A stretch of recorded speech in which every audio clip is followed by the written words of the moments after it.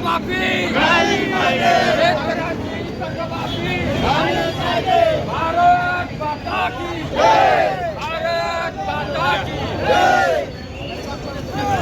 जागे व्हा, जागे व्हा, झोपलेलं सरकार जागे व्हा, जागे व्हा, जागे व्हा, झोपलेलं सरकार जागे व्हा, जागे व्हा, जागे व्हा, झोपलेलं सरकार जागे व्हा। शेतकऱ्यांना न्याय, शेतकऱ्यांची कर्जमाफी, जागे व्हा, जागे व्हा।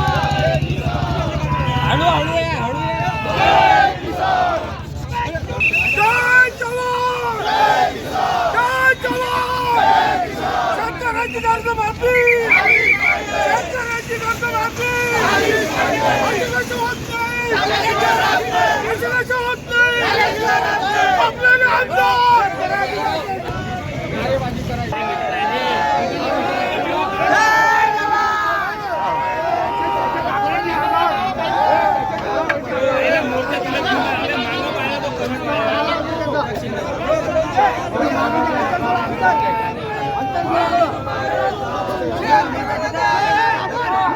कर्जमाफी शेतकऱ्यांना संपूर्ण कर्जमाफी जागे व्हा, जागे व्हा,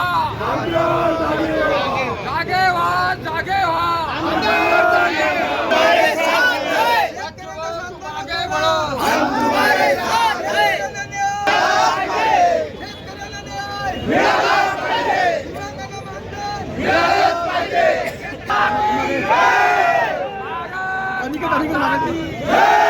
शेतकऱ्यांना न्याय, शेतकऱ्यांची कर्जमाफी, जागे व्हा, जागे व्हा,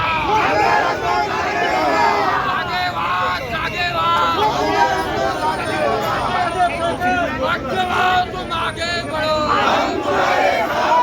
बच्चों तुम आगे बढ़ो, शेतकऱ्यांना कर्जमाफी, शेतकऱ्यांची कर्जमाफी।